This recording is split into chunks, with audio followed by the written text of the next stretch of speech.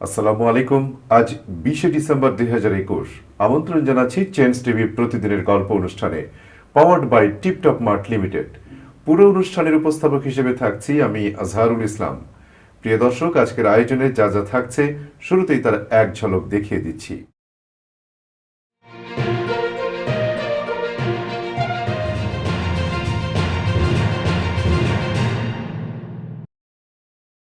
এবার বিস্তারিত। ইসরায়েলের ক্ষেপণাস্ত্র প্রতিরক্ষা প্রকল্প আয়রন ডোমের উন্নয়নে মার্কিন সরকারের পক্ষ থেকে অর্থ যোগান দেওয়ার বিরোধিতা করেছেন র্যান্ড পল। কেন্টাকি অঙ্গরাজ্য থেকে নির্বাচিত রিপাবলিকান দলের সেনেটর তিনি। কানেকটিকাট থেকে নির্বাচিত ডেমোক্র্যাট দলের ইসরায়েলপন্থী সেনেটর রিচার্ড ব্লুমেন্থাল সর্বসম্মতভাবে ইসরায়েলের আয়রন ডোম ক্ষেপণাস্ত্র কর্মসূচির জন্য $100 কোটি বরাদ্দ দেওয়ার আহ্বান জানান। এরপর র্যান্ড পল ওই প্রস্তাবের পক্ষে ভোট দিতে অস্বীকার করেন।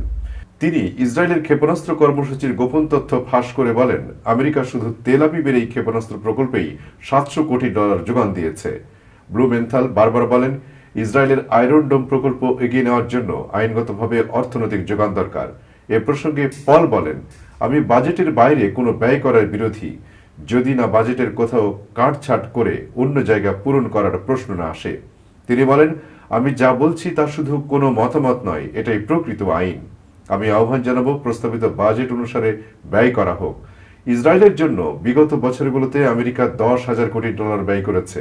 এ প্রসঙ্গ তুলে কেন্টাকি থেকে নির্বাচিত এই সিনেটর পল আরো বলেন, এই সময়গুলোতে আমেরিকা ইসরায়েলের খুব ভালো মিত্র ছিল, তাতে কোনো সন্দেহ নেই।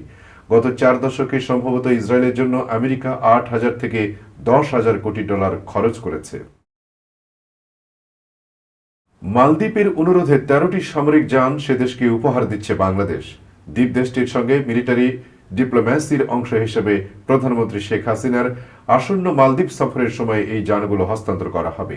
প্রধানমন্ত্রী শেখ হাসিনা আগামী বুধবার মালের উদ্দেশ্যে রওনা হবেন এবং 24 ডিসেম্বর ঢাকা ফিরবেন। রোববার প্রধানমন্ত্রীর সফর উপলক্ষে আয়োজিত সংবাদ সম্মেলনে পররাষ্ট্রমন্ত্রী এ কে আব্দুল মোমেন বলেন, মালদ্বীপের প্রতিরক্ষা দপ্তরের অনুরোধের পরিপ্রেক্ষিতে বাংলাদেশ সেনাবাহিনীর প্রদেয় 13টি সেনাযান বন্ধুত্বের নিদর্শন হিসেবে মালদ্বীপের প্রতিরক্ষা দপ্তরের কাছে হস্তান্তর করা হবে। এ বিষয়ে দক্ষিণ এশিয়া অনুবিভাগের মহাপরিচালক এটিএম রকিবুল হক বলেন, মালদ্বীপের তরফ থেকে একটি অনুরোধ ছিল এবং এরপর আমাদের এখানে সিদ্ধান্ত হয়েছিল যে তাদের 13টি যান আমরা উপহার হিসেবে দেব। এই উপহার প্রধানমন্ত্রীর সফরের সময় তার উপস্থিতিতে হস্তান্তর করা হবে।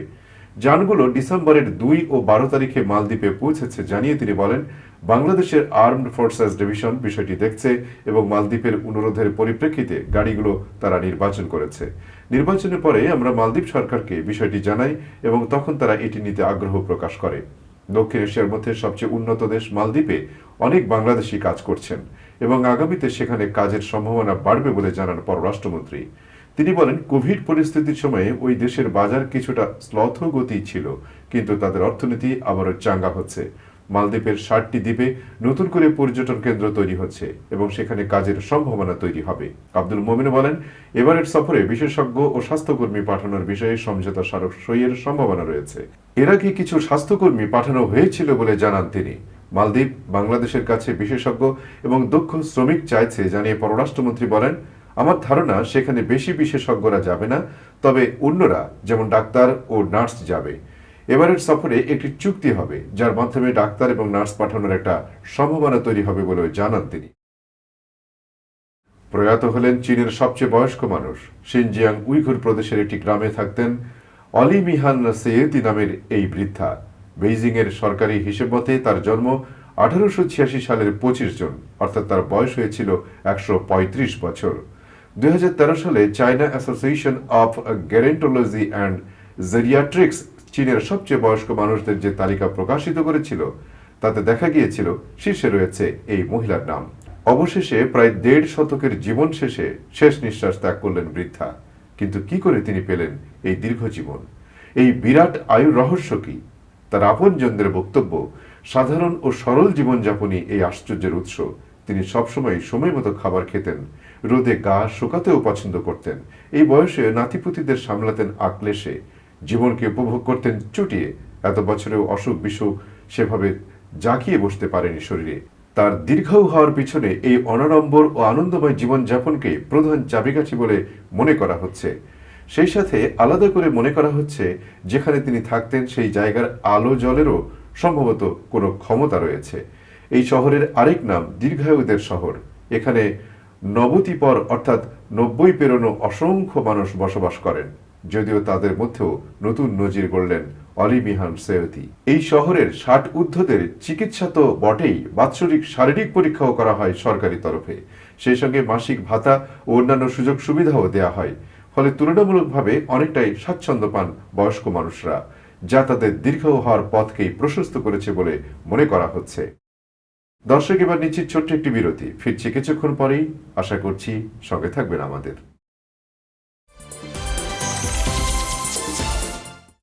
সানস্ক্রিন আপনি কেন ব্যবহার করবেন? আপনার ত্বকে dark spot, wrinkles, fine lines, খসখসে ভাব, মেস্তা থেকে রক্ষা পাবার জন্য সানস্ক্রিন ব্যবহারে ত্বকে ক্যান্সার হওয়ার সম্ভাবনা কমে যায়। সুতরাং সকাল 9টা থেকে বিকেল 4টা পর্যন্ত সানস্ক্রিন ব্যবহার করুন। শীত হোক, বৃষ্টি হোক, সূর্য না থাকুক, আপনার ত্বকের শতভাগ নিরাপত্তা নিশ্চিত করবার জন্য রান্নাঘরে কাজ করবার সময় অবশ্যই সানস্ক্রিন ব্যবহার করবেন। সানটেড সানস্ক্রিন লোশন 60 ml SPF 50++ এর মধ্যে জিঙ্ক অক্সাইড ও টাইটানিয়াম অক্সাইড, যা দীর্ঘ সময় আপনার ত্বককে সুরক্ষা দেবে। রেভোসান সানটেড সানস্ক্রিন লোশন আপনার ত্বকের সুরক্ষা শতভাগ নিশ্চিত করবে। সানটেড সানস্ক্রিন এন্ড রেভোসান, ত্বকের সুরক্ষায় শতভাগ কার্যকরী লোশন। Product by Tiptop mart limited.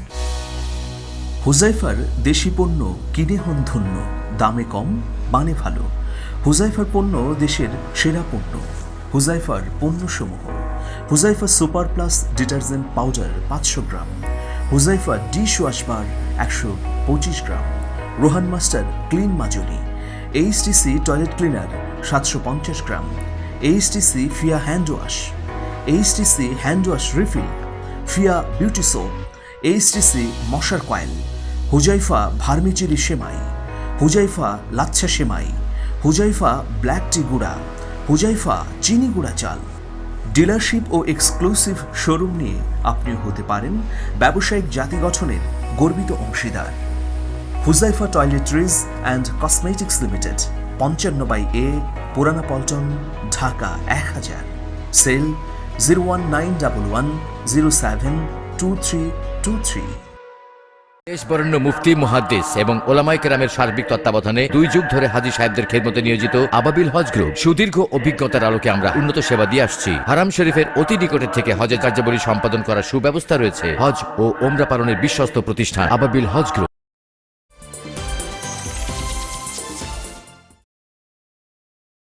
দর্শক, স্বাগত আবারও প্রতিদিনের গল্প অনুষ্ঠানে। আফগানিস্তান যেন সন্ত্রাসী ও উগ্রপন্থী দলের আশ্রয়স্থলে পরিণত না হয় সেটা নিশ্চিত করার ব্যাপারে জোর দিয়েছে সৌদি আরব। এছাড়া আফগানিস্তানের মানবিক পরিস্থিতির অবনতি আঞ্চলিক স্থিতিশীলতাকে প্রভাবিত করবে বলেও রোববার জানিয়েছেন সৌদি আরবের পররাষ্ট্রমন্ত্রী প্রিন্স ফয়সাল বিন ফারহান। পাকিস্তানের রাজধানী ইসলামাবাদে অনুষ্ঠিত ইসলামী সহযোগিতা সংস্থার বিশেষ সম্মেলনে সৌদি পররাষ্ট্রমন্ত্রী কথা বলেন। এ সময় আফগানিস্তানে ইসলামিক স্টেটের সন্ত্রাসী হামলার প্রতিবাদ জানিয়ে তিনি বলেন, আফগানিস্তানের পতন বিশৃঙ্খলার দিকে নিয়ে যাবে। এই বিশৃঙ্খলা আঞ্চলিক এবং আন্তর্জাতিক অঙ্গনেও প্রভাব ফেলবে। এই সময় প্রিন্স ফয়সাল বিন ফারহান বলেন, চলমান সংকট নিরসনের লক্ষ্যে আফগানিস্তানে মানবিক সহায়তা শুরু করবে সৌদি আরব। জাতিসংঘের মতে আফগানিস্তান বিশ্বের সবচেয়ে খারাপ মানবিক বিপর্যয়ের মধ্যে একটির সম্মুখীন হয়েছে। এদিকে জাতিসংঘের বিশ্ব খাদ্য কর্মসূচিও আফগানিস্তানের ভবিষ্যতে ভয়াবহ দুর্ভিক্ষের কবলে পড়তে পারে বলে সতর্ক করেছে। চলতি বছরের 21 আগস্ট তালেবান দ্বিতীয় দফায় আফগানিস্তানের ক্ষমতা দখলের পর এ পর্যন্ত কোনো দেশ তালেবান সরকারকে স্বীকৃতি দেয়নি। টাঙ্গাইলের মাওলানা ভাসানী বিজ্ঞান ও প্রযুক্তি বিশ্ববিদ্যালয়ে বিবাহিত আবাসিক ছাত্রীদের হল ছাড়ার নির্দেশ দিয়েছে কর্তৃপক্ষ। আগামী 30 জানুয়ারির মধ্যে হলের সিট না ছাড়লে নিয়ম ভঙ্গের কারণে জরিমানা সহ সিট বাতিল করা হবে। তবে বিশ্ববিদ্যালয় কর্তৃপক্ষের এমন নোটিশে ক্ষোভের সৃষ্টি হয়েছে শিক্ষার্থীদের মাঝে। গত 11 ডিসেম্বর হলের বোর্ডে এ সংক্রান্ত নোটিশ টানিয়ে দেওয়া হয়। নোটিশে উল্লেখ করা হয়েছে, হলের নিয়ম অনুযায়ী বিবাহিত ছাত্রীদের হলে থেকে অধ্যয়নের সুযোগ নেই। এ অবস্থায় আগামী 30 জানুয়ারির মধ্যে বিবাহিত ছাত্রীদের সিট ছেড়ে দেওয়ার নোটিশ দেওয়া হলো। কোন ছাত্রী বিবাহিত থাকলে অবিলম্বে হল কর্তৃপক্ষকে জানাতে বলা হয়েছে। অন্যথায় সিট তো ছাড়তেই হবে, সাথে গুনতে হবে জরিমানা। কর্তৃপক্ষের এমন নোটিশে আকাশ ভেঙে পড়েছে অনেক শিক্ষার্থীর মাথায়। এখন কি করবেন বুঝে উঠতে পারছেন না তারা। তাদের মাঝে তীব্র ক্ষোভের সৃষ্টি হচ্ছে। শিক্ষার্থীরা জানান, বিবাহিত অবিবাহিত সবারই হলে থাকার অধিকার রয়েছে। হলে অনেক বিবাহিত শিক্ষার্থী রয়েছেন। এ ধরনের আইন অবিলম্বে বাতিল করা উচিত। তারা আরো বলেন, শিক্ষকরা বর্ণবাদী আচরণ করছেন। তারা অবিবাহিত ছাত্রীদের বিশেষ পছন্দ করেন বলেই বিবাহিতদের প্রতি এই নিপীড়ন। আবাসিক ছাত্রী জান্নাতুল ফেরদৌস জানান, অনেক মেয়েই আছেন যাদের পড়াশোনা চলাকালেই বিয়ে হয়। বিয়ে হলেও তারা হলে থেকেই নিয়মিত লেখাপড়া চালিয়ে যান। এ ধরনের সিদ্ধান্ত চাপিয়ে দেয় বিবাহিত ছাত্রীদের লেখাপড়ায় সমস্যা হবে।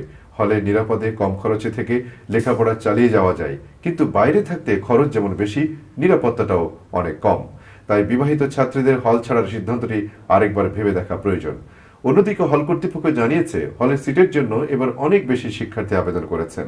অনেকেই সিট বরাদ্দ নিয়ে হলে নিয়মিত থাকছেন না, সিটটি ফাঁকা পড়ে থাকে। আবার কেউ সিটে অতিথিদের উঠিয়ে দিয়ে রেখেছেন, তাই তাদের সিট বরাদ্দ বাতিলের উদ্যোগ নেওয়া হয়েছে। এতে করে নতুন এবং সিট বঞ্চিতরা সিট পাবেন। বিশ্ববিদ্যালয়ের আলেমা খাতুন ভাসানী হলের প্রভোস্ট রুকসানা হক রিমি জানান, নিয়মটি নতুন করে বা হঠাৎ করে আসেনি। হল প্রতিষ্ঠার সময় থেকে এর নিয়ম রয়েছে। অন্যান্য বিশ্ববিদ্যালয়ের নিয়ম অনুসরণ করেই এখানে এই নিয়ম করা হয়েছে। দর্শক, এরই সাথে শেষ করছি প্রতিদিনের গল্পের আজকের গল্প। changetv.press বাংলাদেশের ইউটিউব জার্নালিজমের অগ্রদূত। ভিজিট করুন এর ওয়েবসাইট www.changetv.press, ইউটিউব youtube.com/changetvpress এবং সাবস্ক্রাইব করুন চ্যানেলটি। নিয়মিত লাইক, কমেন্ট ও শেয়ার করে আপডেট রাখুন নিজেকে। ভালো থাকুন, নিরাপদে থাকুন। শুভেচ্ছা নিরন্তর।